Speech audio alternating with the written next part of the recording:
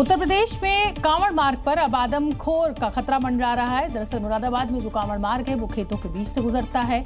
यहाँ रात के समय तेंदुए और गुलदार का खतरा बना हुआ है, जिसे देखते हुए इलाके में बैनर और होर्डिंग लगाई गई है, जिसमें साफ शब्दों में चेतावनी देते हुए कुछ निर्देश दिए गए हैं।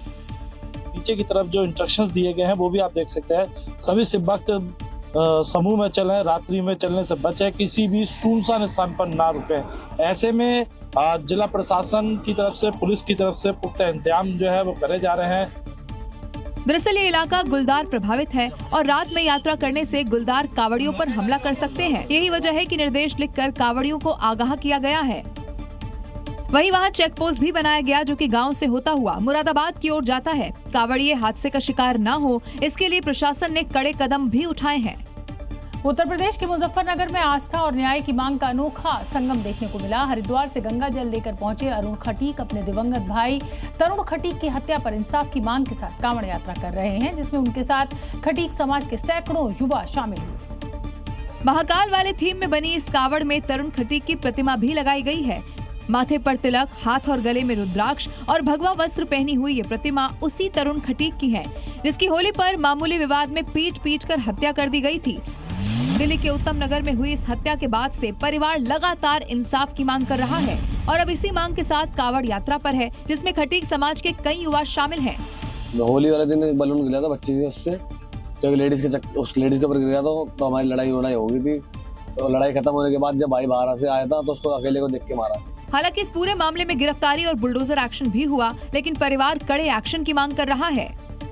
उत्तर प्रदेश के गोरखपुर में गोरखनाथ मंदिर की सुरक्षा में तैनात सब इंस्पेक्टर रैंक के डॉग वैनमोर की मौत हो गई है। स्निफर डॉग वैनमोर का लंबी बीमारी के बाद निधन हुआ है और उसके बाद पुलिस लाइन में उसे पूरे सम्मान के साथ विदाई दी गई।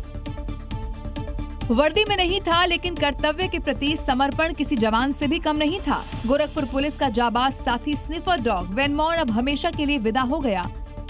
जर्मन शेफर्ड नस्ल का स्निफर डॉग वैनमोर कई महीनों से कैंसर की जंग लड़ रहा था और पुलिस लाइन में इलाज के दौरान उसने अंतिम सांस ली।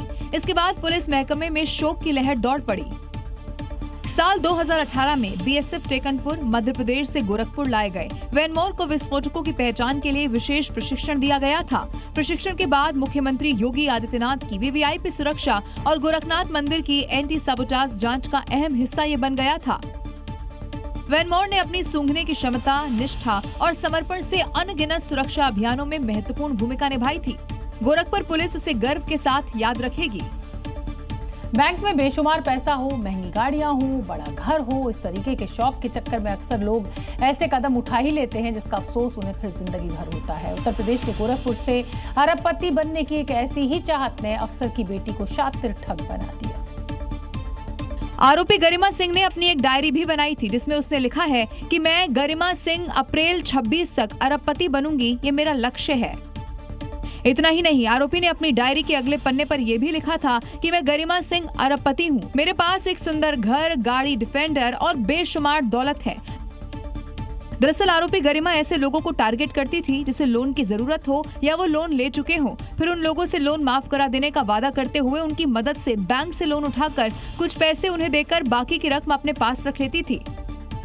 ऐसा करके उसने अपने पिता के दोस्त के डॉक्यूमेंट की मदद से 6 बैंक से करीब 1 करोड़ 67 लाख रुपए लोन पास करवा दिया। वहीं जब पुलिस को इसकी जानकारी मिली तो फिर पुलिस ने आरोपी बाप बेटी को गिरफ्तार कर लिया।